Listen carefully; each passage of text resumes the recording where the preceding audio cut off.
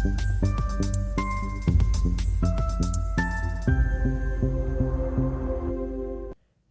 and welcome to the Student Experience podcast, where we'll be chatting with members of the University of Suffolk community, giving them the opportunity to share their experience with us. I'm Sam and I'm a member of the Student Experience and Engagement team, and in today's episode we're joined by Cathy Johnson, who is a member of the Careers, Employability and Enterprise team. We discussed her role at the university and how students can get involved with the placement and internship programmes the university provides. So Cathy, thanks for joining us today. Would you like to introduce yourself and your role at the university? So my name is Cathy Johnson and I'm a placement consultant at the University of Suffolk. Okay, so to start with, could you tell us a little bit more about placements and internships, just to sort of let us know what they are, really? Yeah, so placement year and an internship are both opportunities for students to gain practical experience in their field of study. So the main difference between the two is the duration. So a placement year would literally be something that they would do between their second year and their third year, and it would be for the full year. So Okay. They would be off campus, working away with an employer, and then they would come back and join, effectively they'd be joining the year group below to complete the final year, or Right. whoever wasn't doing a placement year in the year below, they'd be joining them to do the final year, along with any other placement students who'd also done a placement at the same time. So an internship is generally a little bit shorter. Quite often you hear about summer internships, so it would be something that you might do between sort of June and September. So it could be anything from a couple of weeks right up to the whole summer long. There's loads of them on offer by some of the big companies, and then some smaller companies see it as a really useful way of perhaps helping them with holiday cover and things like that over the summer period. So generally we'd expect them to be paid. Not always, it does depend on the sector. You know, there are some sectors, it's sort of charity sectors, or it's very much sort of environmental conservation, those sort of things, they sometimes are not paid, but a lot are paid. So it's an internship is like a summer job, but you try and get something that's related to your course, so you're actually getting some benefit. Yeah. Okay, so I guess you could, or could you in theory, you could do a summer internship and then have a placement year as well? Potentially, but that very much depends on the placement year. Sometimes Okay. a placement year might start as early as the end of June or beginning of July, in which case you're doing the placement year. So you could do both, but most people would tend to do one or the other. Okay, and you mentioned it there, I guess the big benefit from doing a placement year and internship is getting that industry experience, because of course when you're a student you learn a lot of the theory, but the internships and placements are really about getting that practical experience. Yeah, exactly. So sort of key benefits of doing a placement are gaining practical experience, developing professional skills, getting used to the workplace environment. You could be networking with professionals if you're going into a sort of specialist sector. Actually meeting a few people in different organisations can be really valuable. And you're gaining employability skills. Mm. So just going into the workplace every day, getting used to, you know, Teams messages popping up, emails. I know as students you probably get that all the time anyway, but in the workplace you're just used to sort of working on projects, working on teams, working on sub projects and different activities. So it's really useful. So in terms of any other opportunities that students may be able to gain outside of placements and internships, what else is there on offer, perhaps from the careers team as well? Yeah, so within the careers team we offer University of Suffolk micro placements. So we've actually got a number of roles open for applications at the moment for until the 18th of March. But other opportunities, there's so many opportunities to gain experience. It could be job shadowing with somebody that you know, or it could be, you know, a family member. It could be job. You could just apply to an organisation and say, "Can I come in for a day and just shadow somebody?" Some organisations have, you know, official schemes of insight, and but there's loads of opportunities. There's also a couple of virtual platforms that are on offer to University of Suffolk students. Okay. They're called Forage and Bright Network. So you can actually, in your own time, whether you fancy doing one on a Saturday afternoon or a Wednesday evening, whenever you fancy, you can dip in and you can choose to do a virtual internship. and they quite often are about sort of 3 or 4 hours long. You can pick them with some really big employers and gain some real world experience. It'll be a project that'll be an actual scenario from that company, and you can work on that, and you can sort of set out how you do the work and submit the work at the end of the day. And sometimes companies actually reach out to students that have engaged with those internships, Nice. and maybe invite them to an insight day or invite them to apply for an internship or something like that. So really worth doing, and totally flexible, so they can fit around caring responsibilities, other part-time jobs, studies. Okay. They can be done at any time, so it's really worth beneficial doing. Really opportunity. worth doing, yeah. Absolutely. Then some courses offer work-based learning modules. So these will be where part of the module will include compulsory work experience, working with a company or volunteering. So not all courses offer that, but a lot do. And we're sort of trying to work to actually encourage more courses to offer that opportunity, because it's so valuable to gain those employability skills. So other things that you can do are research projects or extracurricular activities, attending industry events and webinars and things like that. They still give you a really good insight into the world of work and what life is like outside. Exactly, what life is like outside of studies. So many organisations offer webinars, either that we organise through the careers team or that through our platform Handshake, they actually organise them direct through there. So there's loads of webinars on there that you can find out all about the world of work. Awesome, lovely. So if I'm a student thinking to myself, right, okay, I'd love to access this, what would be the next steps I need to take to be able to access a placement or an internship? So if you want to do a University of Suffolk micro placement, you'd look out for the opportunities on Handshake. They're all advertised there as if they are completely normal jobs, which they are normal jobs. Okay. You are just employed within the University of Suffolk, and you apply with a CV and cover letter as if you're applying for an external job, and you will have an interview, usually with somebody from the careers team and somebody from the team that you would be going to work with. They're usually 30 hours work with a team across the University of Suffolk. So it could be with the sustainability team, it could be with the estates team, it could be with the careers team, it could be with the research team, all over. All the marketing team are quite keen on having micro placement students. So it could be doing all sorts of tasks. You can apply, you'll have an interview, you will get feedback from the interview, so it's a really good learning experience. And then the 30 hours are paid, and they are flexible to fit around your studies, so you do that during term time. So that's a really good opportunity. If you want to do a placement year, when you apply for your course, you may have opted initially for the placement year, in which case it will say with professional placement on your degree pathway. That's fine. We would encourage you to start thinking about it as early as the end of your first year, and actually start planning for that. So to make a one-to-one appointment with the placement consultant aligned to your course. So we have 3 placement consultants. One is aligned to the School of Social Sciences and Humanities, that's Alana Platz. And then I'm aligned to the School of Technology, Business and Arts, and also to the Life Sciences courses. And then we have another placement consultant who does all the extracurricular activities, so helps with the careers fairs, is more focused on internships and identifying opportunities with employers for that. So make an appointment, discuss what you're looking for, what your plans are, what your previous experience is, and then we'll help with things like CVs, cover letters, where to find opportunities. Students are expected to apply for their own placements, but we offer one-to-one support with that. So we can do mock interviews, we can help draft, redraft, 3, 4, 5 times, however many times it takes to get a CV that is going to be effective for applying for a job. So we can help with that one-to-one support.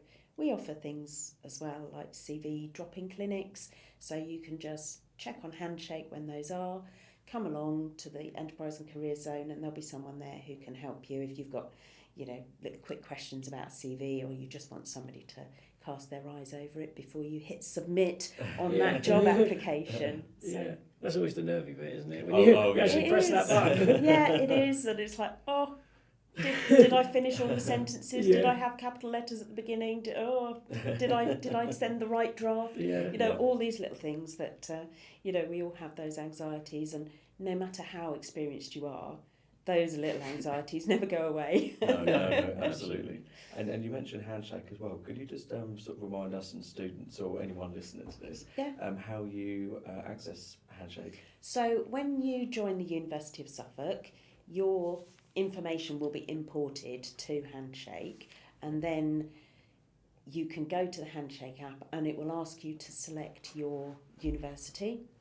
So if you just, Okay. you can literally write Suffolk in there and it'll come up University of Suffolk. Yeah. It is a worldwide platform, so you do have to be careful not to select Suffolk in Massachusetts or Yeah. Oh, Boston Suffolk or University wherever in it is. America. So you do have to make sure you get University of Suffolk, and that enables you to activate your account. And then once you're Sure. activated, you can just log in, check details of events, check details of any new jobs that are coming up, Okay. and you can make one-to-one appointments on there as well. So it's a really versatile platform. Yeah, lovely. That's cool. So, in terms of which students are eligible to complete placements, Yeah. is it open to the majority of students? And I think most courses have some kind of placement option with them. So a lot of them do have a professional placement pathway, not all. If you've applied for a course that does offer that, but you didn't choose the professional placement pathway, you can switch. It's really easy. You just Okay. go to Oasis, which is the student area, and you just select professional placement, and then it'll be whizzed off to the course team just to do some checks and make sure of eligibility and things like that. And then it'll just update your course, and then you'll be on the professional placement pathway. Oh, wow. We would always recommend that you speak to the course team before you do it, Sure. and speak to your placement consultant. But if it's a pathway that's open to you, then it really is a very simple switch to make. We do ask that you make that switch early so that we can identify, who's doing that. Okay, so so say if I'm a student who is really interested in doing a placement year or internship, but maybe I'm just a little bit nervous to kind of go ahead with it. What advice would you give to me to motivate me to do it? Yeah, so I think the first step is generally talking to people. So come and make an appointment with us, with the placement consultant who is aligned to your course, and we'll just talk you through the process. And the nice thing about placement is that you can decide that you want to do it, but if it doesn't work out for any reason, that the right placement doesn't come about, then you can switch back in and revert back to doing the course without the placement. So it's kind of a zero jeopardy, really. Sure. Explore the opportunities, take a look, see what's out there. There are so many opportunities to do placement years, and you could do one abroad, you could do one in Scotland, you could do one in Wales, you could do one wherever. But if it works for you that you want to stay local to where you live, then you can do that as well. But there's so many opportunities. But what a placement will do is help with your confidence and maturity. Okay. It really help give real world examples. Sure, of course. And when you come back in your final year, you can use real world examples that you've gained in the workplace for your assignments, which add a real extra touch. And actually, there's quite a lot of evidence that says that those people who've done internships or placements actually do a little bit better in their final year. Their overall marks just start going up a little bit, and which is obviously really good. Yeah. And because you've gone through that application process, when it comes to applying for graduate jobs, you've already done it once. Yeah. So it's maybe, Yeah. yes, it's still scary. Applying for jobs is always scary, even when you've applied for 20 jobs, and you've done all sorts of jobs in your lifetime. But it takes the unknown out of it a little bit. course. You know what to expect. You've perhaps been through an assessment centre. You've perhaps been through, a couple of interviews, a virtual interview and an in-person interview. So you've had that sort of practice run, really. Of course. And so you're prepared, so you know. And also, when you get into that final year, you kind of know what to expect about the recruitment cycle, and that actually it starts a heck of a lot earlier than you might think. You know, there are some companies that open their recruitment in September. Okay. Yeah. And they've closed by the end of October Right. for their graduate schemes. Right. So, and that could be for placements as well as graduate schemes. So, Sure. so I think being aware of those timeframes is really useful, actually. Yeah. And if you've done it once for placement year, you think, right, when I come back, you know, in between level 5 and level 6, I know that I need to have some clear goals about where I want to go and getting those jobs. There are lots that don't close in October. There are lots of companies still recruiting in the spring or sort of into the summer. So it's not a mass panic if you haven't got something, but if you're ready, you've got the pick of the bunch. Of course. Well, you certainly convinced me. So, and whilst the students are on placement, I'm sure the university gives them support if they need it. And yeah, exactly. So when you're on a placement, you have your placement consultant and also the course leader or the placement supervisor who is nominated to look after you when you're on placement. So if there's any issues that you've got, you can always get in touch with us, and either we can sort of talk you through things and help you understand how you tackle the particular challenge that you might be having with your employer direct, or if you prefer, we can actually reach out and speak to the employer on your behalf. So there are certainly, it's a very supported way of trying out the workplace. Lovely. Okay, great. So in terms of how placements and internships might affect tuition fees and student finance, how does that work? Yeah, it's an important consideration. So tuition fees for a placement year are much reduced. I think it's about 20% of the tuition fees. So at the moment it's about £1,800 that you pay, but obviously you've still got all your access to all your student discounts, student access to the library if you need it, all of those kind of student support elements you still have access to. So anything that you have as a student in your first and second year and final year, you have access to as a student when you're on placement. But you do have to pay that tuition fee. When it comes to the maintenance loan, that tends to be decided on a case-by-case basis. Some of the placement years actually pay really well. Really? Yeah, they can be quite highly paid, Okay. but some of them might be voluntary. Yeah, sure. So Student Finance England would actually evaluate your application for student maintenance loan on a case-by-case basis. Okay, that makes sense.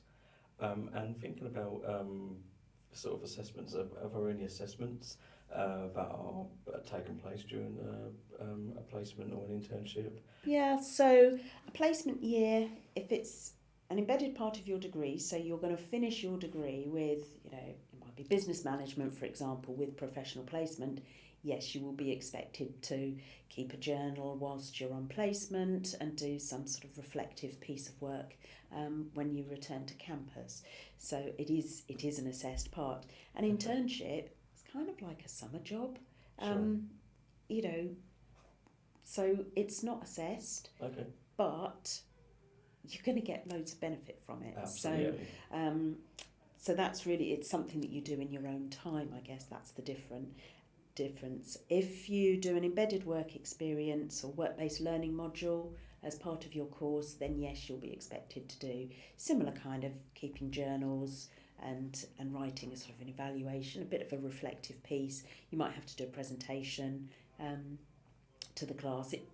That will vary course to course as to the work that's required, but it'll all be outlined on the Brightspace module information and the course information. Okay. So. And a sort of a follow-up question to that as well. So, if a student's course includes regular sort of assessments and that, you know, can you still do sort of internships and placements? You know, would that clash? Yeah. So I think that would be down to the course team to decide, really. Okay. In terms of a placement year, generally, if you've got embedded placements throughout your course, it's probably not something that you would think about doing. However, the course team, if you've got something, you know, an amazing opportunity to travel, you know, across to the other side of the world, for example, and do a placement, you know, that's really relevant, then the course team may consider doing it. But that's a bit of a untested area for me, so I can't sort of say for certain on that one. So if you do regular assessed placements, if you've got time and space in your life outside of your studies and your regular placements, then there's nothing to say that you can't do additional placements. Okay. But I think for the placement year, it's probably above and beyond what you would expect to do. But yeah, internships, if you've got a big holiday period in the summer where you don't have an embedded placement, then why a lot not? of students, Why not? there tends to be quite a big gap between years of academic years Exactly. a lot of the time. So Yeah, it's a good old time to fill, and if you can get a paid placement over the summer or paid internship over the summer, it's quite nice to top up the bank balance as well. Yeah, certainly. So when I was a student, I did a placement as part of my course, and that actually led to me working with that company, which was really beneficial for me. So I guess that's something that students is a possibility. Yes, yeah, of course it is. So it doesn't guarantee you a job with the company that you do a placement with, but an awful lot of employers do use placements and internships to help create what we call their pipeline. So their pipeline of new recruits. And when you think about it, an internship or a placement year is kind of like a prolonged probation period, really. Mm-hmm. So they get to try you out, see how you respond, see how you fit into the organisation. And if you're a good fit, then they may invite you to apply for their graduate scheme. They may simply offer you a place on their graduate scheme, or they may enable you to sort of skip over an initial assessment as part of the graduate recruitment cycle. So whilst it doesn't guarantee you a job, it certainly doesn't do you any harm. And if you've worked, say you've done a placement year in a university or in the University of Suffolk, that higher education experience is going to give you a year's higher education experience that will help you apply for a job at a different university if that's what you wanted to go on and do. Sure. So it can give you relevant sector experience as well. Or you might have worked for a construction organisation, doing some project management, and so that opens the door for future project management roles where you've already got a year's experience or 3 months experience over the summer. So it does open a lot of doors. Yeah, absolutely. Though it doesn't necessarily, roll out the red carpet, if that makes sense. I'm sure the company that you might have done a placement for, they might not have something straight away, but 2 years down the line, it may open up and you already know them. Yeah. It's all part of networking. Networking is a really important part of job search these days. So if you've met some really interesting people connected with a particular sector, then they may be, if you've connected with them on LinkedIn, they may be promoting opportunities with the new company that they've joined. Yeah. And you can reach out and say, I saw you're looking for people. Yeah. Do you remember we worked in, whatever year it was? And it's always a useful thing to create those networks. And I mean, something that I've found since graduating is a lot of the time you'll network with people, and then later on down the line it'll be a case of you'll have like an informal chat with them, say over Teams. Yeah. And then that's, you already know them, so that can be beneficial. Yes, exactly. Yeah, it really does help. So I think any opportunity to network, and that could include attending some of the events that we have at the University of Suffolk. Certainly in the School of Technology, Business and Arts, we do the Tech Industry Day, the Business Industry Day. There are speakers invited. Reach out, have a chat with them, connect with them on LinkedIn, say you really enjoyed their talks. Yeah. And you've already started to build a network when you're in your first year or your second year, before you've even got out into the world of work. Absolutely. Those opportunities are here, right on campus sometimes. So, absolutely. So you don't even need to go out into the world of work to see those opportunities. Yeah. Strongly encourage you that do want to go out into the world of work, but yeah, there's opportunities everywhere to network. So it's really worth exploiting those where you can. Absolutely. I have to say, all that information has been really useful. And thank you so much for going through the placement years and internships and everything you do to support those schemes. To sort of move on to you more personally as well, what would you say attracted you to be in the role that you're in now? So I've had I think you'd probably describe it as quite a squiggly career. So I've kind of meandered from one thing to another. And but one thing that I really wanted to find when I was looking for roles, probably about 5 or 6 years ago, was I really wanted a role with a purpose. And so I joined the University of Suffolk in 2021 in a different team, actually, in the business development and knowledge exchange team. And I really liked that idea of the university working with the local community and creating these kind of connections and collaborations and opportunities. That really appealed to me. And but one thing that was a little bit lacking for me in that team was the engagement with students. We were engaging a lot externally with businesses, but not so much with students. And or at least in my role anyway. And so I was really pleased to be able to join the careers team, where I had the opportunity to do a bit of both. My role combines talking to local employers about creating opportunities for students, and it involves in talking to students and trying to informally, it's kind of a bit like matchmaking. Makes sense. Not that I've got any aspirations to create any kind of, online thing, but it's just that, where you see an organisation and you think, do you know what, that student would fit so nicely into that organisation. Absolutely. And also opening up those opportunities, because there's lots of organisations locally that have never thought about taking a student on for a placement year or for an internship. It's just never crossed their minds of the benefits that it could actually offer them as an organisation, bringing in, younger thoughts, different skills that they perhaps haven't explored yet, all that enthusiasm that you get from a student joining an organisation.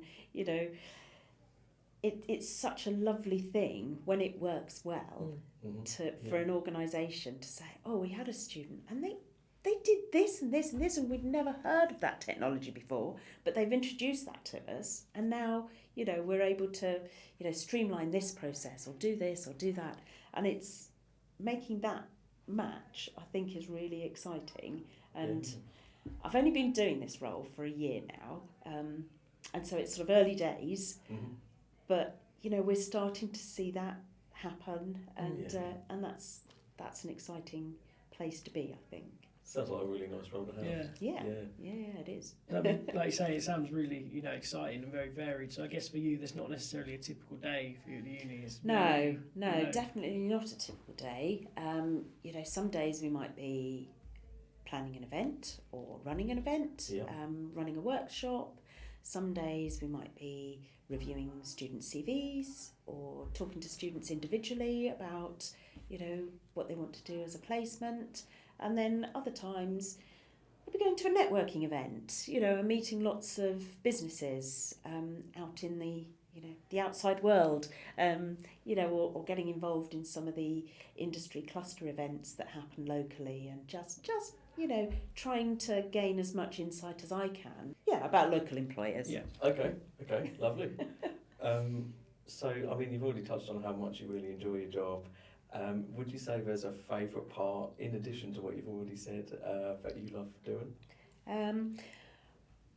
Do you know what the nicest thing is when you get lovely feedback from students, where you've worked with somebody and they've sent in some lovely feedback and said, that what you've said has really helped, just clarify their thoughts on whether they want to go for a placement, or you've helped them with their CV, or helped them, just kind of a little bit of gentle encouragement. I think a lot of the time is what we do. So, when you hear back from students with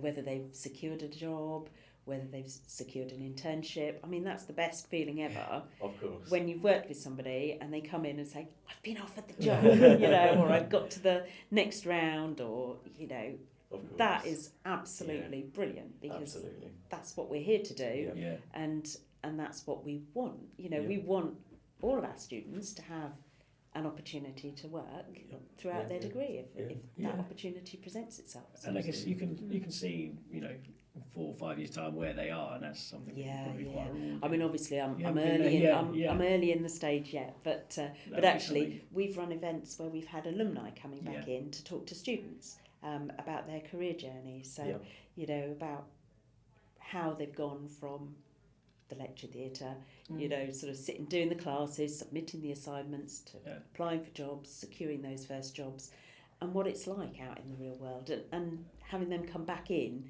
is really lovely as well. Yeah. And, I think it's a really nice thing for students to be able to speak to past students as well. Yeah. And, you know, you can sort of really relate when somebody's done the same course as you, who's had the same lecturers as you, and is now out exploring the world of work, or, you know, they're on their second or third job out of uni, and, you know, really developing their career. You think, oh, that could be me in, you know, 3 years' time. That's really exciting. And then network with them while you're there. Exactly, and network with them. Exactly. So, during your time at university so far, have you got a particular moment that you're most proud of, or a couple? Do you know what? That's so tricky. We always try and encourage students to talk about the things that they're proud of, to talk about their achievements, but we all hate doing it, and I'm included. I hate doing it. So, you know, blowing your own trumpet is not something that we do, is it?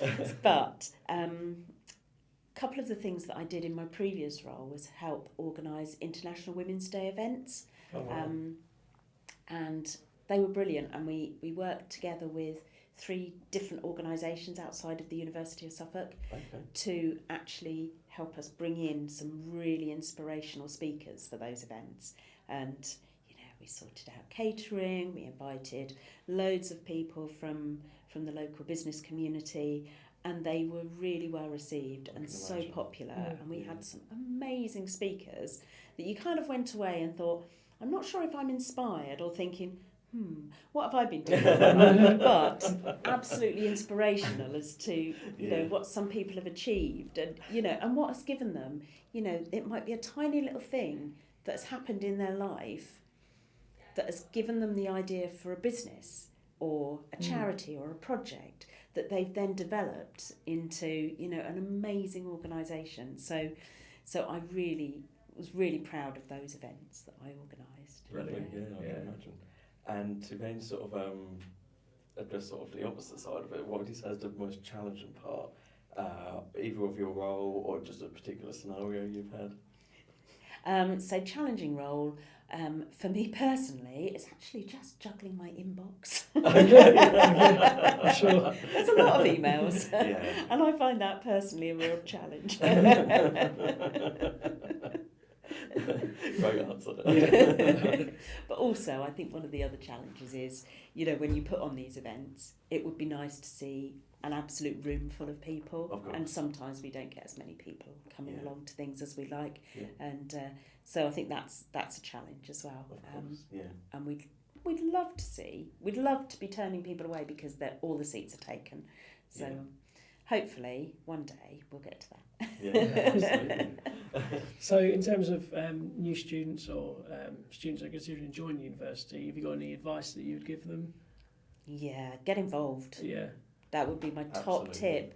Is, you know, wherever you go, whether it's University of Suffolk, wherever you decide to go to, is just get involved in as many things as you can and grasp every opportunity that is presented to you, because when you're a university student, there's a lot going on. It's a busy time, you know, and there's a lot to organise, and it might be the first time you've lived away from home, but those opportunities are there. And, you know, we've talked before about networking.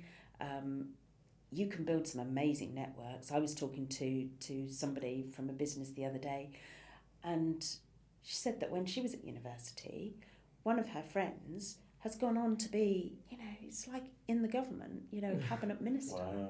And, you know, so you don't know that person that sits next to you in the lecture theatre you don't know where they're going to end You up. really don't. So they could be the next CEO of, I don't know, National Rail or, you know, Network Rail, whatever it's called.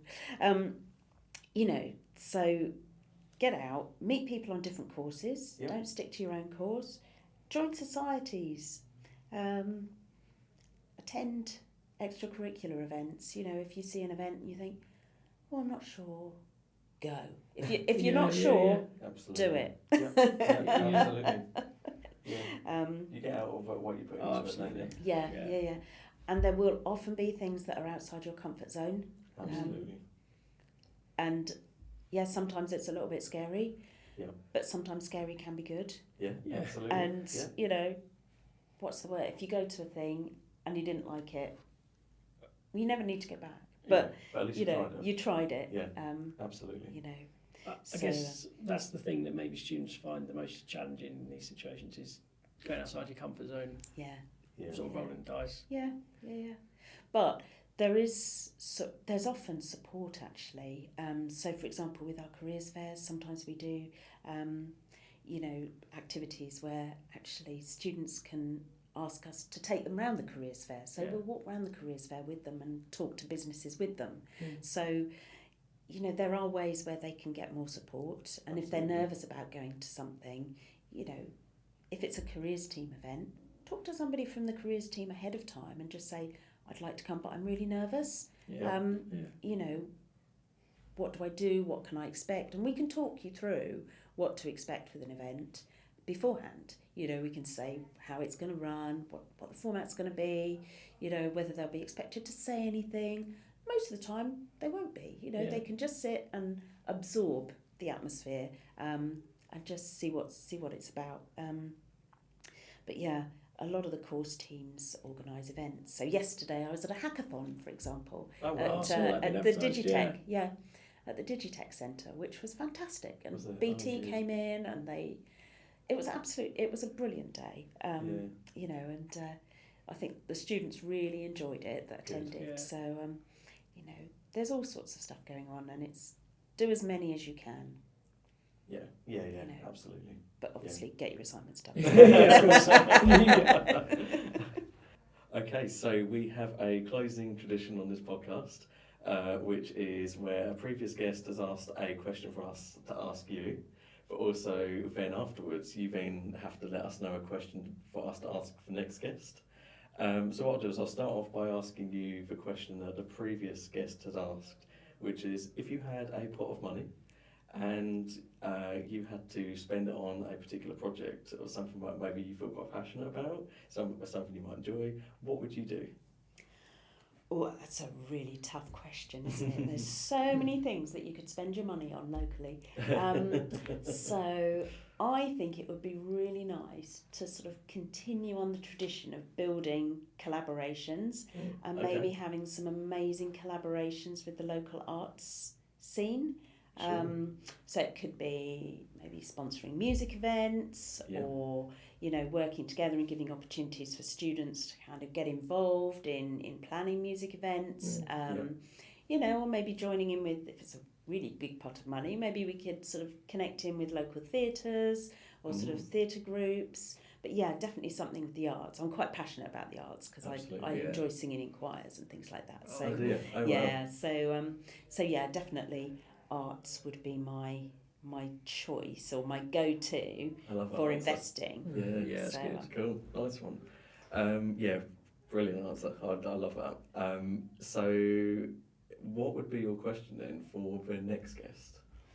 I'm not going to ask such anywhere near as hard a question as that last one. That was a tough one. That was tricky. But you did well. Let's go with, where's your favourite place in Suffolk to visit? So it could be, you know, could be anything. It could be for some peace and tranquility. It could be, you know, for bustle. It could be for, you know, nice tea shops. It could be, you know, but where's your favourite place in Suffolk to go? Awesome. That's lovely. really good. I like that. So yeah, thanks again for joining us, Cathy. That's really good conversation that we've had, and hopefully those that are listening will find it helpful and maybe reach out to some of those services. So until next time, it's goodbye from Cathy. Oh, thank you very much for giving me the opportunity. And, I've really enjoyed that. Goodbye from Brandon. Yeah, goodbye. It's goodbye from me. Goodbye. Thank you for listening to the Student Experience podcast. If you would like to be a future guest, email studentexperiencesteam@uos.ac.uk or follow the links to our podcast application form through our Brightspace page. You can also reach out to us through our Instagram page, UOS_student experience.